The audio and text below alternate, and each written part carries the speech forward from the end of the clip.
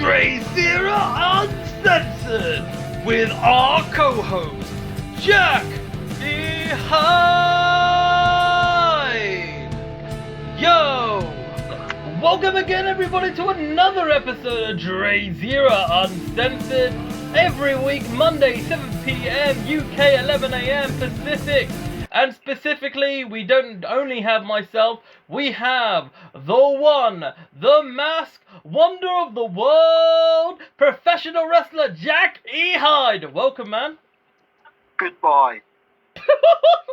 That's not. Wait, hold on a second. Whoa. Well, we can't just start the podcast like that. Like, you can't just leave like 1 minute in. Yeah.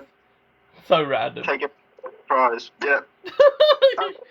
He did legit take me by surprise. Can you imagine they see the thumbnail of this podcast and it only lasts like 1 minute?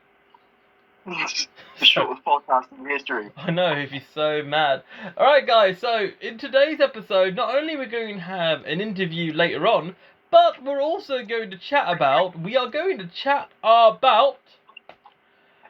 school. We're going to talk about our history of school and like our personal opinion of school and the education system. And then after that, we're just going to have a lovely interview with Tolu. Yes, Tolu and I will be chatting after I chat with Jack. So, Jack, tell me your personal experiences of school and just tell me, like, what was the vibe for school for you? I didn't enjoy school that much, to be honest. Alright. How so? Yeah. I was bullied a lot, and yeah, school wasn't really good. Not the best. Yeah. And were you, and how come, so if you don't mind me asking, why were you bullied? I don't know, really. Like, did they call you names? Did you feel that you're a bit different to the other kids, or what? Yeah, I was just different. Man, and did you kind of feel like, without going in too deep, did you feel a bit like an outcast in school and like teachers didn't really help you? Yeah. It is interesting because like we're only like a couple of years different, so we more or less had like a similar kind of era to school, in my opinion. Yeah. You know, so that's my kind of vibe. You know what I mean? Like for me, like we had like a similar kind of experience. So I myself have been bullied like for probably different reasons. So as you know, like man like me, I'm not the most whitest of people, right? So, especially, well, I mean, it still happens today, unfortunately, but, when I was younger, I mean, like, studying in a school and an environment where you're one of a very small handful of, like, an ethnic minority, it was hard, man. Like, I'm not gonna lie to you, it was hard because, like, most, like, 99% of the teachers, they were, like, you know, they're white, middle class, you know what I mean? Yeah. And I kind of felt like, how can I relate to this lot, do you know what I mean? Yeah. You know, so I felt kind of weird in that respect, because, like, unfortunately, like, I think one of the things which really bothers me about school, especially back then, is, like, I think, honestly, right, I know that teachers have to follow, like, protocol and all that kind of shit, right? But for me, I honestly feel that they literally go more like a script rather than use common sense, do you know what I mean? Yeah. Like, I'll throw an example, yeah? Go on. Necessary things, but really, you're not really taught the necessary things. Like, you're not taught how to pay fucking bills and... Oh, yeah, that's another bit of shit, man. Like, legit, Yeah. like, I mean, I feel like, here's the thing, right? I learned I've algebra, and I've never used algebra in my entire fucking life. Exactly, like, only, like, 0.1% of the, like, 0.1% of the whole world, like, they tend to literally, like, use algebra for some kind of reason, and, like, even, like, in finance and, like, budgeting, why the hell do you need to do x plus 2 minus 3 kind of shizzle, you know what I mean? Yeah. Like, exactly. By the way, guys, for all those that don't know, if I shout Postman Pat during this podcast, it means I have to quickly rush off and get a package, because I had a notification that a package is literally arriving to mine around the time that we're filming this, recording this. So if I shout Postman Pat, then Jack will just wax lyrical with some wonderful words of his. But I continue. But yeah, as I was saying, yeah, it's absolutely mad. Like literally, like why do they emphasize so much over things that we don't really need to do? Like I admit, like obviously, like if people that know algebra, that's cool and all, but how in the world does that apply to like normal life? You know what I mean? Yeah. Exactly. Like I'm sure like whenever you like work at a match, right? You know, when you do a match, right? You never go to your opponent or like talk to whoever's booking, going, oh yeah, if you do x minus 2 plus 3 x4 bracket parentheses, you know what I mean? Yeah. Like you don't need that. So you know what I mean? Like what's the point? Yeah. And also, well, the thing that did disappoint me the most is I did sports in college. Oh yeah. And we did sports like 1 day a week, and all the rest was writing and shit. And I was just like, oh. Oh yeah, I did PE at GCSE. I know exactly what you mean. Like literally, Yeah. I remember doing school, right? A bit of it was sport, but then there was so much like sports science element. Now I admit sports science, like I understand, but yo, like I'm just here to like do my shizzle. Like I'm pretty sure in America, if they have like a scholarship or something like that, the athletes just focus on sport. Do you know what I mean? Yeah. Like, you know what I mean? Like, I legit did not. I didn't show up to just just do that kind of stuff. I mean, I think, to be fair, it did teach me what the hell a latissimus dorsi is, I guess. But I mean, for me, like, it's not really. And I guess that you can learn about nutrition and that kind of stuff. But the thing is that like, I think that's like kind of like, for me, that was just boring, man. You know what I mean? Like some of the stuff we spoke about in the podcast, I was never taught. That's all stuff I've learnt myself. Like I can't even remember being taught about pyramids and shit. Oh, yo. Like, Oh, yeah. Yo, you bring a fair point, man. Like, we weren't taught about pyramids, and obviously, if we go to religious education, like for example, now, my parents were in a Muslim kind of background, right? And so, like, the teachers teaching the syllabus, I won't mention names, but they felt a half unsure about how to like teach Islam, because I mean they read it off like a textbook and that. But like, I mean, I just feel that obviously we'll talk about this. We'll talk about religion in more detail the next episode. But but like, I mean, yo, like it's like a mad thing where like literally I felt so weird when I think I was like 11 or 12 and we were studying RE, religious studies or religious education for all those who don't know. And what was it? We were talking about Islam and the teacher asked, yeah, is this right? I'm like, yo, like, just because I'm the only like Asian guy that grew up learning Islam, don't ask me all the time. Do you know what I mean? You're the teacher, you know. Yeah. Like, yeah. Oh man, just like, go on. Yeah, Jack, go on. Like, with religion, that should really be classed in like history and stuff. I don't think it should be like a separate lesson. I mean, everybody, comment below. Do you think that RE should be just literally history?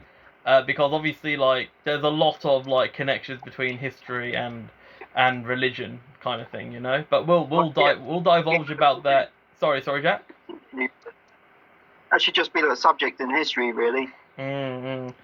Yeah, so literally, guys, feel free to comment below. Do you feel that religion should just be a part of the history lesson rather than in its own stuff?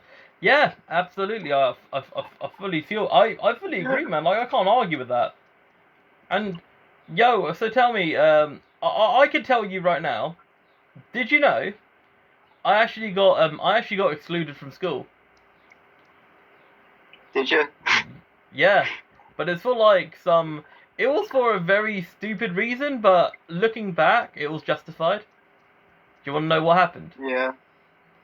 What happened? So, so I was in sixth form, and like there was this female individual I really didn't like, and obviously like I'm gonna tell you right now, like just gonna say right off the bat, I do apologize. I do really apologize because like for me like it was stupid for me to do that, but I was a teenager and teenagers do stupid things like so. For example, right, so I used to write short stories a lot with a mate of mine. Now this mate never got into trouble because I never dobbed him into it. But anyway, we wrote it together. I won't mention his name. But anyway, so I wrote a story, like a short story, about me, and like just a like fantasy kind of story, right? Of just like us like talking about like and it was kind of like horror themed, but it's kind of funny horror, but it's kind of like our inside shit. So I printed it off on the printer, but it also mentioned like the first couple of lines was mentioning about this person, but it was also kind of like in a kind of like not like a like like X-rated kind of way, but kind of like a like kind of a horror kind of way, like kind of like violent kind of way. Not like I want to like nothing like I'm never the kind of person that wants to be violent to other people. I'm not like that. But it was kind of like kind of horror themed. But it wasn't like nice towards her. But of all people, she picked up the printing paper before I did. Yeah. Legit. And immediately, she showed it to the head of sixth form, and then I literally got excluded for that. What? Yeah, legit, like, and I mean, I'll be honest, like, the thing is that for me, I felt as if that during those days, I felt that it was kind of like an inside joke kind of outlet kind of thing, but at the same time, I knew it was wrong.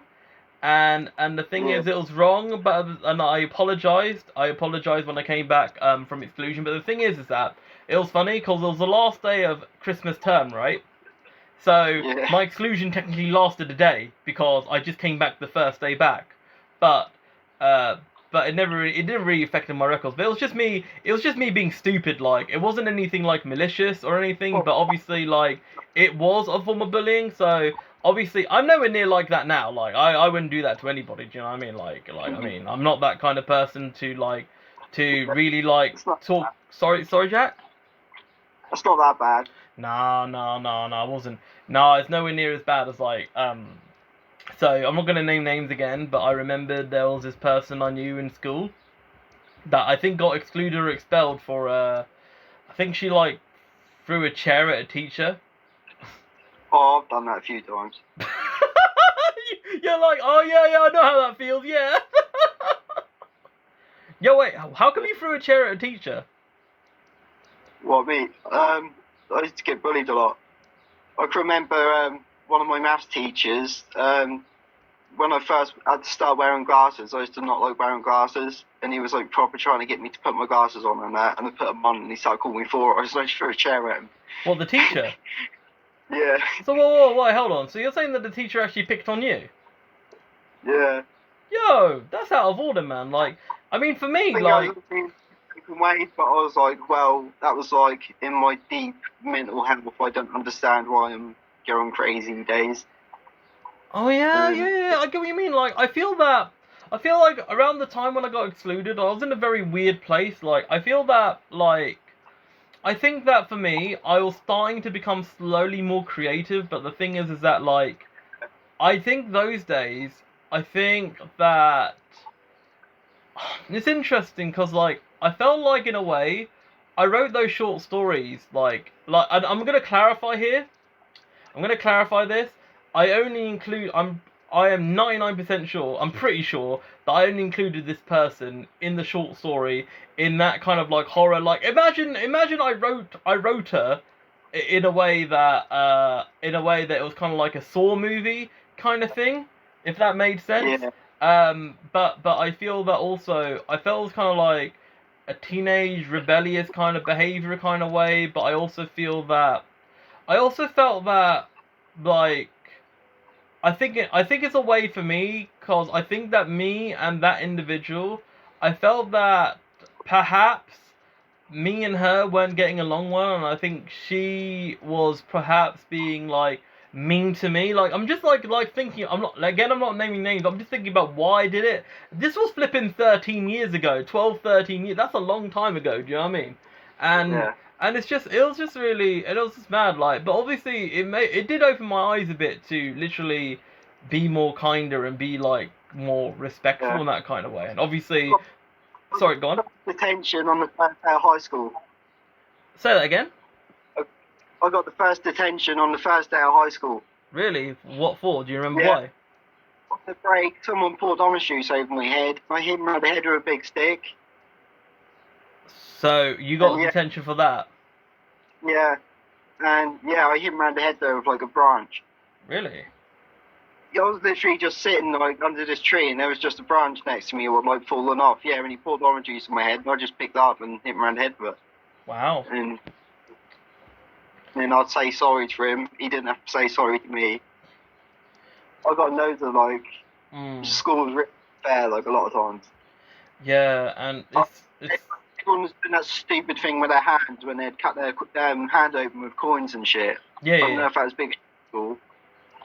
yeah, and But this I was thing. never really into it. And then yeah, I got because I was friends with other people who done it, and my hands weren't bloody. They blamed me for doing it to everyone else, and I had to write a letter of apology to people who were saying that I didn't do it, and they still made me write a letter of apology. That makes no sense. That's weird as hell, man. Like, I really think that's not fair. Like, It's good. That's what I know, right? That's like ridiculous. I Literally, mean, and here's an interesting thing. I'm just literally getting some memory back. I think, to be fair, I don't think we don't really talk. We don't really talk anyway, because you know, like, time flies, and myself and that individual barely have anything in common. But this individual and I think we had like a summer school lunch at Frankie and Benny's, like this restaurant in my town, which is a national chain in the country. But yeah, and like we were kind of chill in the end. Like to me, if you're, there's a very unlikely chance you're listening to this, but yo, if you're listening to this, again, I said sorry to you years ago, and I'm legit sorry, like, cause for me, like, I never did it with the intention of like upsetting you or anything. It wasn't meant to be for your eyes. I think of it more like a diary kind of thing, you know. That's what my like stories and poetry is. It's almost kind of therapeutic, and obviously the poetry I write these days are not really like taking like you know, like insidious or like mean shots. But yeah, like, yeah, detention's a mad thing, man. Like, I remembered when I was 10 years old. I was 10 or 11. Sorry, go on. I got isolation for bleaching my hair when I started wrestling. You got isolation. Yeah, I was in isolation for having blonde hair when when I was 15 when I started wrestling. What? Like year 10. So whoa, hold on. So Yeah. you just dyed your hair blonde? Yeah. Well, what's wrong I with got put in that? isolation. So I had to like sit on my own and shit, and work on my own and fucking. Wait. So here's the thing. I'm not trying to be sexist or anything, but if a teacher dyed their hair blonde, or like a female dyed their hair, and it was to a normal hair. Sorry? Like girls walking around with pink hair and they didn't care, but they just kind of, I don't know. I felt like he kind of had it out for me in a way. Do you feel like you were just unfairly targeted? Do you think they just had it in for you? Yeah. Yo, that's mad. Like, that's crazy, man. No, that should never happen, man. That's not cool, man. Yeah. You know what I mean? That's not cool at all. Like what is the point of that? Like, that is literally like completely unfair, and that's not really right on you. That's ridiculous. That's ridiculous, man. That's like it is now, like green and got all like mad colours in it. It was like a natural hair colour. Exactly. Like, that's so weird in itself. I mean, it's kind of weird because like when we talked about this topic before, I have almost completely forgotten like the time I got excluded and all that kind of stuff. I mean, It is mad. But the thing is that, and this is the funniest thing. The funniest thing is, in retrospect, right? Yeah, we both got in trouble, right, in school. Well, all right, the chair throwing to a teacher. I understand that you're angry. That's like I could sort of understand from their. Sorry, go on. I was right with him after. We become like really like he was like one of my favourite teachers after that happened. So do you feel like it was almost like a feud, but then after the feud resolved, you were kind of like, like you were both like a face tag team in a way? Yeah, he told me, he was like, he knows every time I'm in the lesson that'll be interesting and something will happen. Oh, that's interesting. That's fair.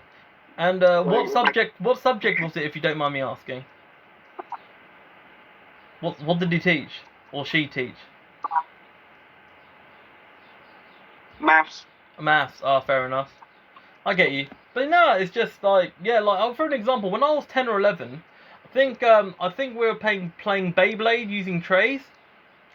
And oh shit. yeah, man, Beyblade was the shit back then, man. That was some madassery, like. Anyway, so we're playing Beyblade, and and like I think it was my friend Earl, but calls himself Kingsley now. I was in year 4 when that was popular.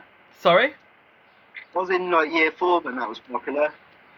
Oh yeah. Oh, fair enough. Fair enough. I mean, maybe different counties had like different like I don't know, but no yeah, it's like yeah, that's like mad. You know what I mean? Like yeah, that's like funny in itself.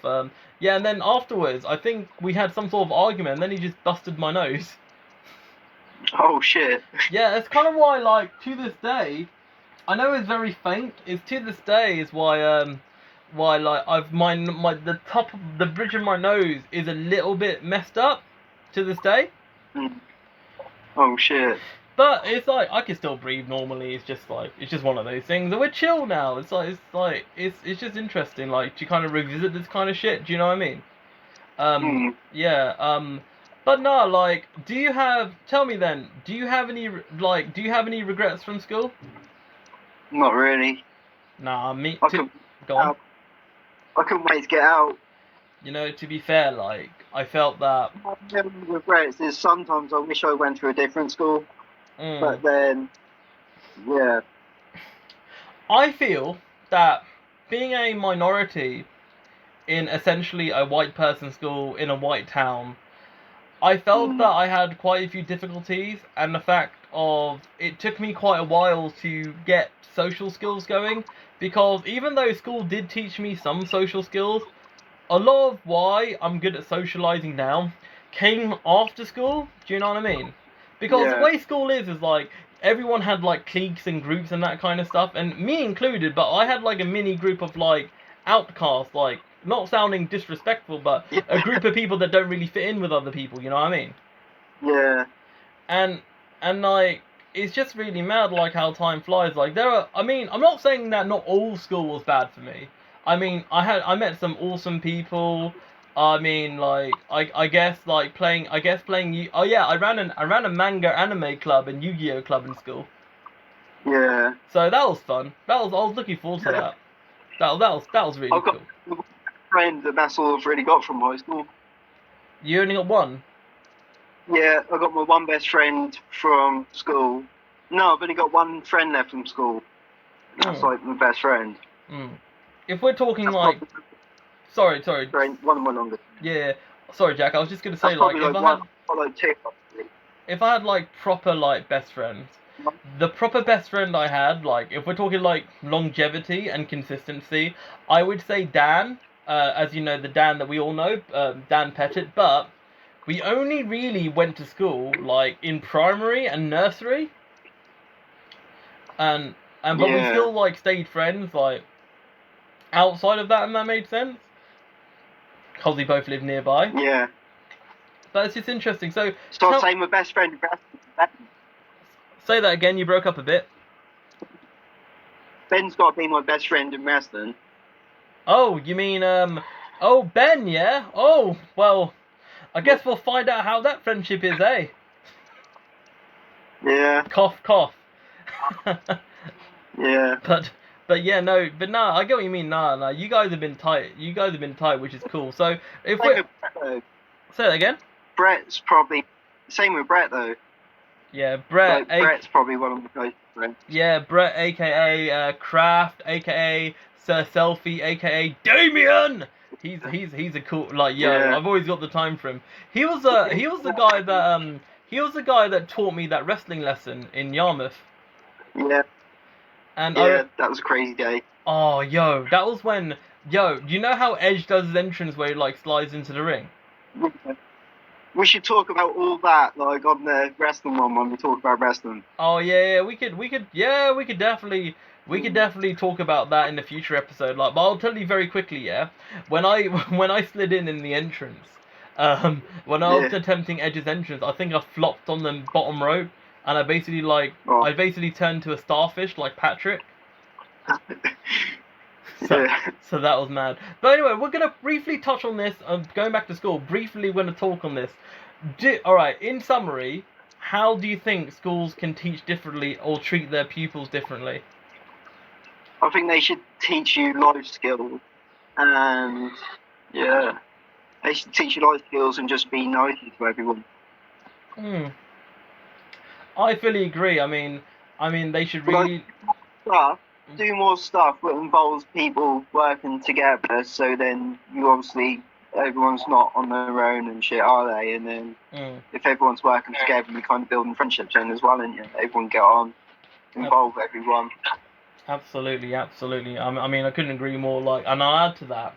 I feel that there needs to be a far more human element between teachers and pupils. I just feel like a percentage of the teachers, I know their job is difficult. I know they have to mark a hell of a load of stuff. I know they have to do lesson plans. Fucking hair colours and fucking clothes.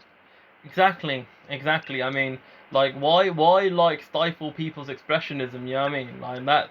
Like, I mean, like, me personally, I was in the era when, like, we had, like, the quote-unquote, if we're going to stereotype names, emos, grebos, goths, you know? Yeah. The My Chemical Romance era, you know what I mean? So... I remember teachers telling me being a wrestler is unrealistic and I couldn't do it. And then in year 10, I was a fucking wrestler.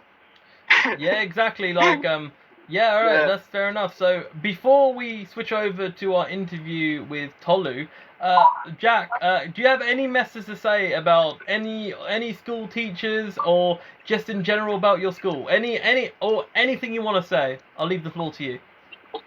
I don't have anything to say to the teachers and shit, but if anyone's listening and they're in at school, just follow what you want to do and let people tell you what you can and can't do if you know what you want to do. Literally, guys, just do what you want to do, guys. Do what you want to do, and yeah, right. As we are literally switching over to Tolu for the end of this podcast, Jack, do you have any social media you want to plug? I'm Jackie Hyde on Facebook, and that's it. Okay. What's happened to Instagram? I'm banned. For God's sake. Yo, how long are you banned for? My mask photos are apparently graphic content and offensive, and yeah. But every time I try to sign in, it just don't let me. It says I'm banned. Alright, so hopefully by the time this comes out, hopefully you'll be unbanned. But I'll tell you what's not banned. You're amazing, plenty of fish. So legit, if any ladies out there loves horror, loves men in masks, then Jackie Hyde's your guy. I am. All 7. Alright guys, okay, now we're going to switch over to Tolu in a bit. Welcome back to DrayZera Uncensored, and we have got a very special guest. This gentleman have written multiple books talking about his life, talking about with titles including animals, very deep stuff. We have got the wonderful man that lives in the northeast. We have got Tolu Akinyemi. Hello, how are you? Raw. I'm fine, thank you. I'm fine. Good to be on the show. Oh, I'm glad to hear, Tolu. I hope that intro was to your taste?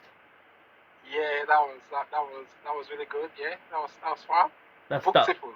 that was a fire, absolutely, absolutely. So yeah, Tolu. So one of the things that I did while checking your stuff out is so I checked your YouTube channel, of which everything, all the social media for this podcast of all your stuff is in the description below. So don't worry. If anyone's listening here, check below for all of this stuff. But yeah, one of the things that was really cool was that was a video when I can't remember what it was. I can't remember the title, but it was about it was a spoken word poem about you entering into Newcastle and how you really enjoy Newcastle. Is that correct?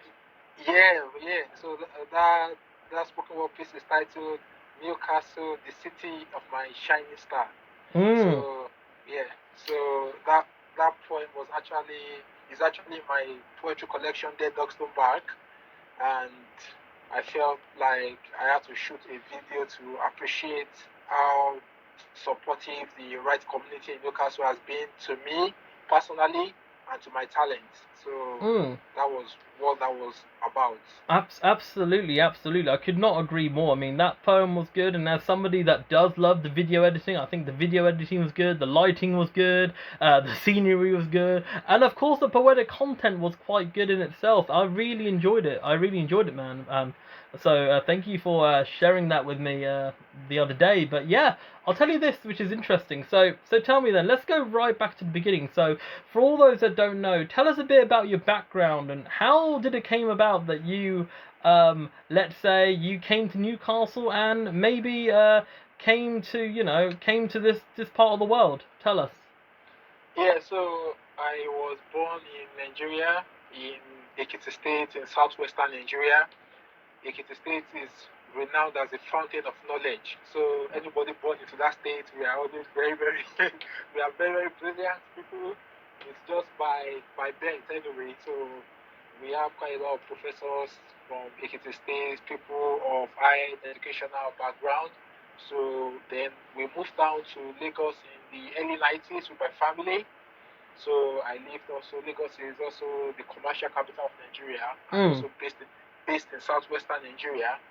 And so I think the journey to writing started quite for me within the family. My dad studied English and literary studies at the prestigious University of Ibadan in southwest Nigeria. Oh wow. And yeah, so we had an abundance of books in the house.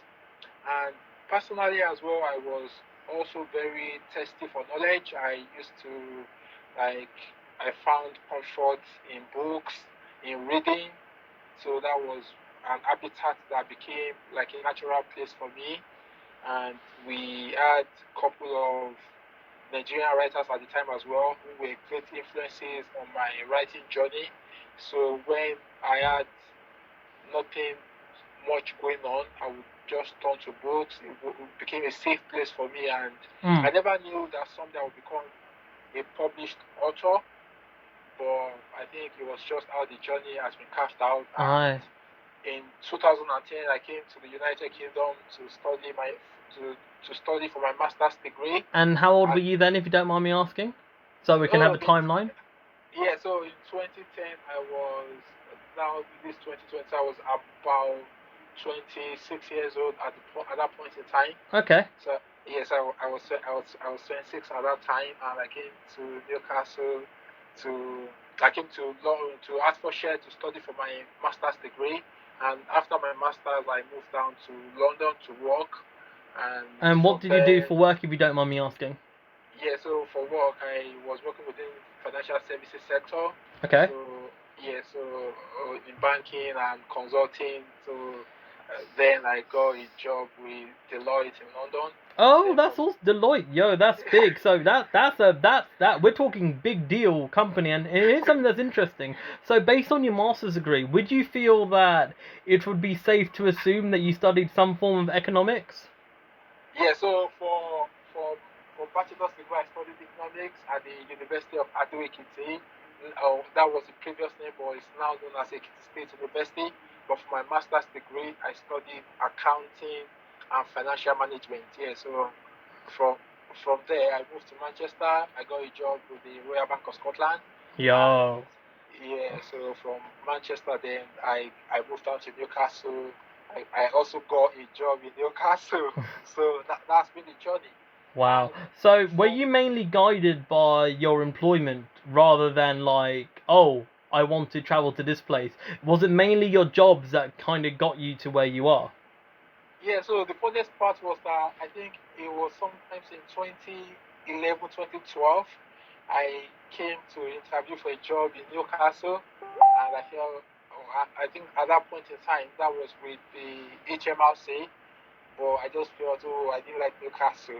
So, and that was way back in 2012. But, so I think my job brought me to Newcastle, but I found even greater comfort through my talent, and Newcastle has now become home for me and my family. All So right. I would say, even though, so in one of the poems in Dead Dog Stone Back, so the Newcastle, the city of my shining star, also has another part that talked about Newcastle, the city of my rising star. So that talked about my coming to Newcastle. I came to work. If it doesn't work out, I will take a walk. Hmm. So so even though I was being guided by my career in terms of my movement around the country, at the end of the day, Newcastle was a place where I was able to really settle down with my writing talent, with everything with Hmm. everything in relation to my writing, which had been going on for so many years. But I So yeah, wasn't you've just been based on what you're telling me, like all throughout your financial career, you've always been writing in the background, yeah?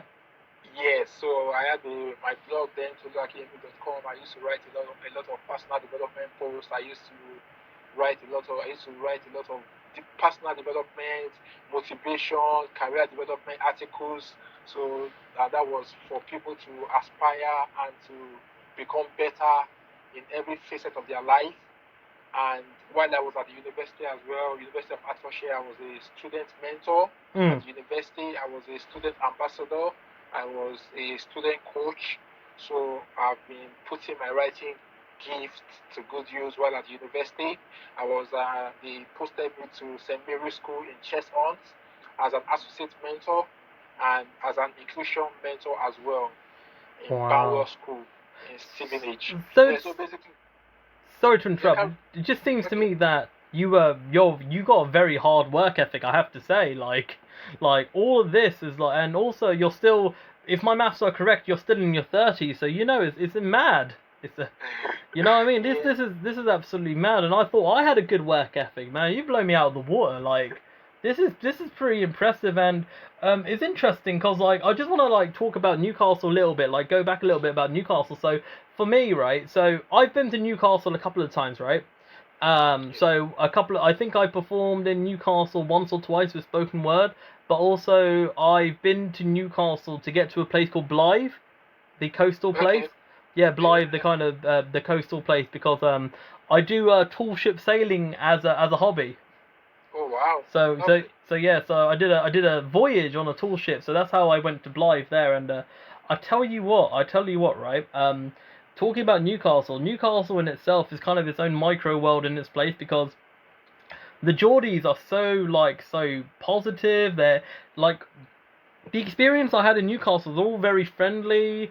Like I have its own kind of mini culture, not just in the world of football, but also the whole kind of the kind of beauty of like the bridges. I forgot the name of the bridges, but beautiful like rivers and all that kind of stuff. Do you know what I mean? Like for me, I'm a big fan of Newcastle myself, Tolu. Yeah, Newcastle is a beautiful place and with beautiful people. You can say that again.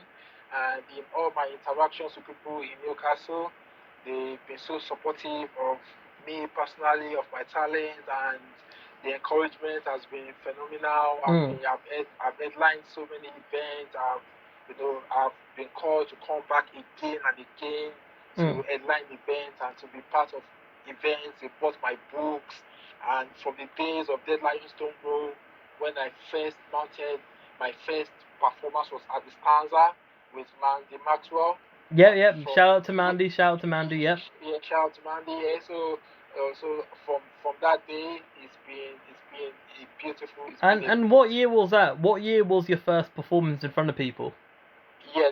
So that was my first performance in front of people, and that was so that was really good. What year was it, if you don't mind me asking? Yeah, so that was in 2017. So that was 2017. Wow. that was in 2017. Yeah, so that was my first performance, and that was Wow. really really good. The feedback was great, and from performing as an open micer, going back to the same stage to become an headliner, and to so many other stages in and outside of Newcastle has been nothing short of phenomenal. That's incredible, Tolu. And tell me then, like, your first book, yeah. So because you've written, if my maths are correct, don't quote me on this. Well, you can quote me on this. But have you written like 7 books? Is that correct? Yeah, seven books. 7 books. And what year was your first book? Was your first book published when you were in Newcastle, or was this just before? Because I'm thinking to myself, yo, this brother here, he's written hella load of books. I've only got 1 book. Do you know what I mean? Like, that's incredible. Yeah, it's been an incredible journey. Yes, so my first book, Dead Lion Stonewall, a collection of poetry, poetic wisdom for the discerning, was published in Newcastle. Yeah. In September 2017. So wait, hold on. Wait, let me just use my maths, right? So you've got 7 books out, and your first book was in 2017, the same year that you started performing. So let me get this straight. Your rate of publishing is 2 books, 2 and a bit books a year. Yeah, so it's been like that. So 2017, I had Dead Lion Stonewall out. In 2018, I had 2 books. 2019, I had 2 books, and 2020, I had 2 books. So yo, so you're telling me, like, at this rate you're just gonna have 3 books next year or something, or? Fingers crossed. I'm taking the chill pill now. When the funniest part was that when Dead Cat Stole Me Out came out in April last year, and we had the launch at the Little Field. Yeah, I've watched some of your launch videos. Yeah. I think fantastic. I watched your. I think I watched the whole of the 1 hour stream. I can't remember what book that was. Was that the cat one?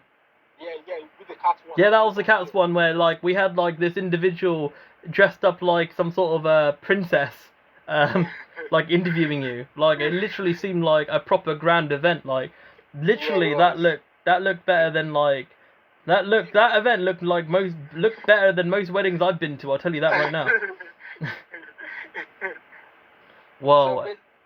So basically, when I learned the Cat Stole Me, I was going all philosophical, saying, if I hang my boots now, I think I've left my imprint on the sands of time.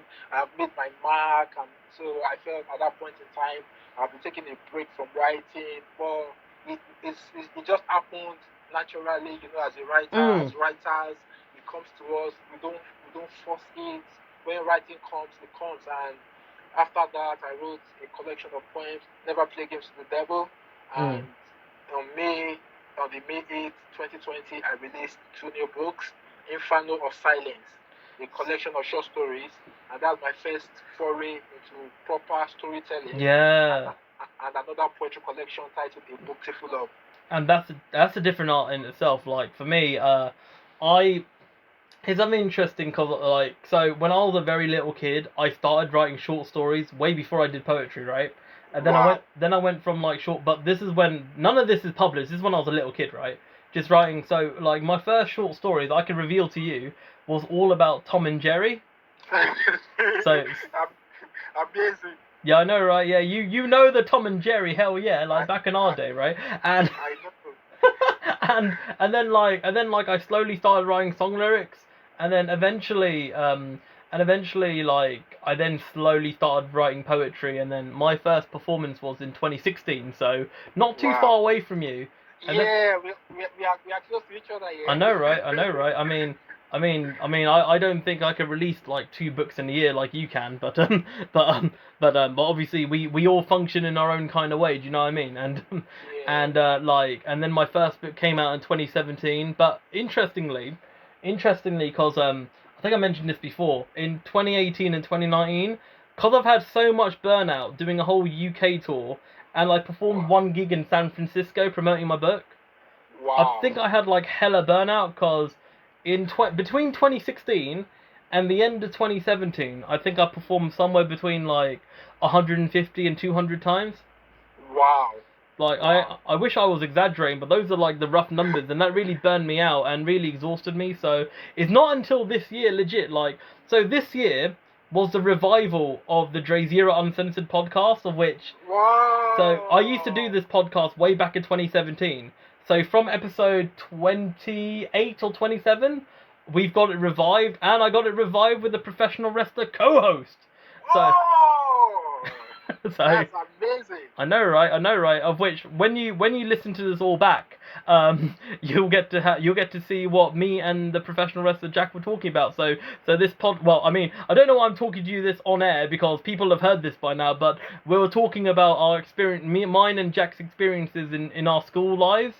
We never met like when we were kids, but we were just talking about our school lives, and then talking about you now. Yes, so it's just mad how journeys go. So tell me then, it seems to me that you seem like you're very settled in Newcastle to the point that do you feel like you're happy to live in Newcastle for a very long time? Yeah, so I'm much more settled in Newcastle now, and I feel Newcastle is home now for me and my family. Yeah, so I see us staying there for quite a long time. After the time I've been in Newcastle, I've had reasons to go back to work in London, but obviously Newcastle is home. So I always just shuttled, and and with the whole lockdown thing, I'm back home now, and which is really good. So I see myself staying in Newcastle. I see myself as a Geordie, and the support from Newcastle has been phenomenal here. So I don't really see that changing anytime soon, like moving elsewhere. Even though you wear a Chelsea top, yeah? Yeah. I was at the stadium the other day with Ken Brady. He hosts the actual match. So I was putting on my Chelsea jersey, and it was Newcastle Chelsea, and I was circled by a group of Geordie fans, and they were chanting, "Oh, like they wanted to eat me raw." It was at the end of it all, I laughed over, but it was dreadful initially when everyone said, "Who is the blue?" Like they were just chanting different songs and all of that, and I was just playing along, pretending it was all cool. Yes, it's alright. Oh man, I tell you, man. Like, I'll tell you, right, legit. Isn't it amazing? Like, going a bit off topic here, isn't it amazing? Like, a manager like Frank Lampard is now leading Chelsea. Like, arguably the greatest Chelsea player that ever lived.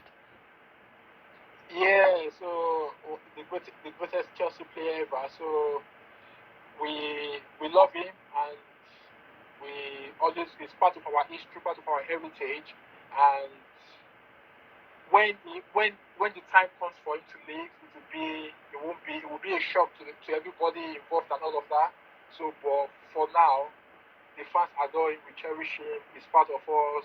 He has the blue blood running in his veins, and we give him all the support he needs to be a success in Chelsea. Absolutely. I mean, so I support Liverpool, so like part of me is like, yo, I hope you guys don't win anything, but at the same time, I love Frank Lampard, so Yeah, he's a lovable guy, quite honest, open, and so most people love him anyways. He's straightforward, goes straight to the point, and he has honest, open conversations with his players, and so he's a good lad. Yep, definitely. Wish him success in the role and in the years ahead. Definitely the opposite of a politician, I have to say. But that's a different topic altogether. So tell me then, in summary, what is the future for Tolu Akinyemi? Like, you've got 7 books. Like, at this rate, you're gonna have more books than J.K. Rowling. You're gonna have more books than J.R. Tolkien at this rate. So tell us what the future holds for you. Oh, for me, what the future holds, I take it one day at a time, and no pressure. I'll let it come to me naturally. If I have to write more books, I'll do that. But I'm planning on releasing the spoken word album as well. So that is a work in progress. Yeah. So. That's an exclusive, guys. Exclusive. That's an exclusive of the DrayZera Uncensored podcast.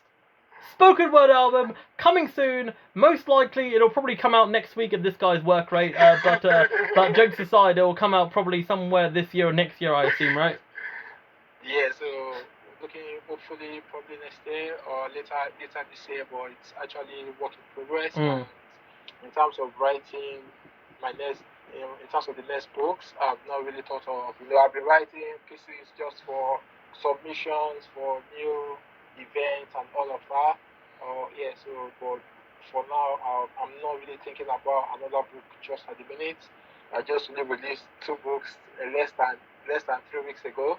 Yeah, so I don't really see a need to write another book or release another book at the moment. Yeah, because like I feel like a book has to talk to you before like can't just force a book. You know what I mean? Yeah.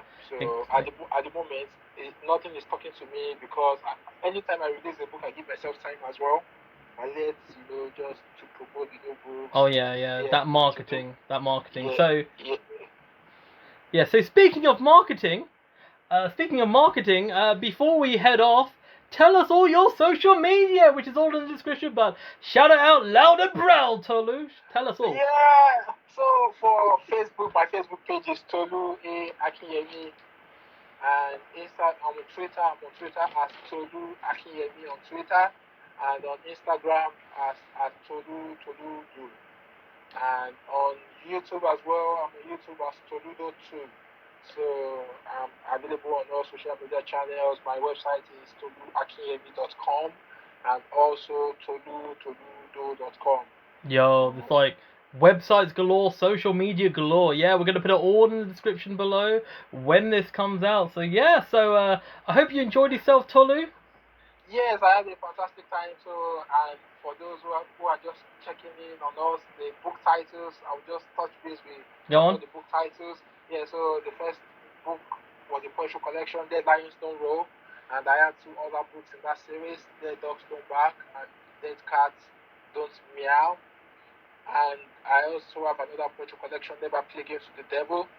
I wrote a collection of inspirational essays for people who are looking for comfort through books. It encompasses everything about our lives, every facet of life, from relationships to our career, or just dragging through life, and we just need some sort of inspiration. It's a highly recommended life manual that appeals to all readers, to people of all ages. And my recent books are A Bookful Love, a collection of poems that encompasses the whole human experience, and my first collection of short stories titled Inferno of Silence, and that has 7 stories in total, and that is my first foray into storytelling properly. Yeah. That was a whirlwind of titles. Yo, like that's like like artists, they don't even release like 5 or 6 albums. You've got your 7 of your greatest hits already. But yeah, definitely. Well, thank you very much, Tolu. And my name is DrayZera from DrayZera Uncensored podcast. Tune in and check out DrayZera. Feel free to like, share, and subscribe to DrayZera. All my social media links are down below in the description. And my name is DrayZera, and this is Tolu Akinyemi, and we shall zera later. Bye bye.